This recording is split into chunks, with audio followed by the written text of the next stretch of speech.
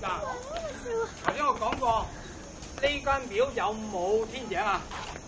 冇天井嘅，所以又一進屋就冇天井咁解㗎啦嚇。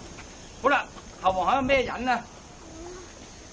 後皇係咩人咧？就係喺宋朝嘅時候，就跟呢個宋代嘅皇帝嚟到呢個香港，咁啊曾經咧就幫助呢個廣東嘅地方好多人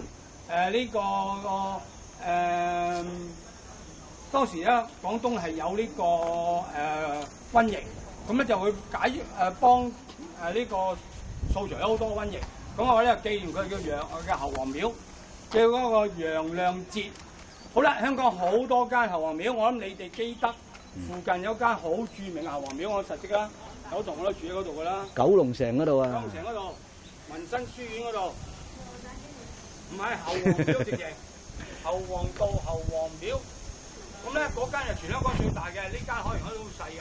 香港好多間後皇廟噶嚇。咁呢個後皇，呢個咧佢叫金花娘娘。金花娘娘係咩菩薩咧？係咩神咧？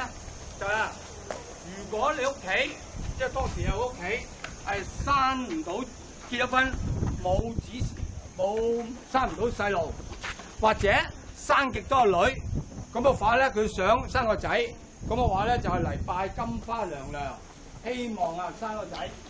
前面呢啲咧就係生到細路之後嚟呢個酬謝神恩嘅。呢個咧就土地，呢個土地。咁呢間叫後皇廟，紀念嗰人叫楊亮節。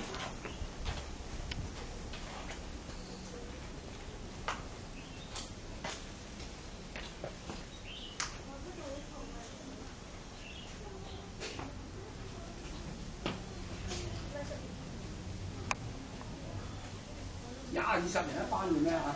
哦，唔係，我哋係開放任啲學生報名，但係報得19個，有2個有時嚟唔到，所以得返17個。暑期活動。係啊，暑期活動，我哋所有班都派晒呢一個家長信咯。咁報名係得咁多，都算最踴躍呢次㗎啦。即係講真，始終小學生咧對呢啲興趣真係唔係好大，所以我覺得呢啲都已經好抵錫㗎啦。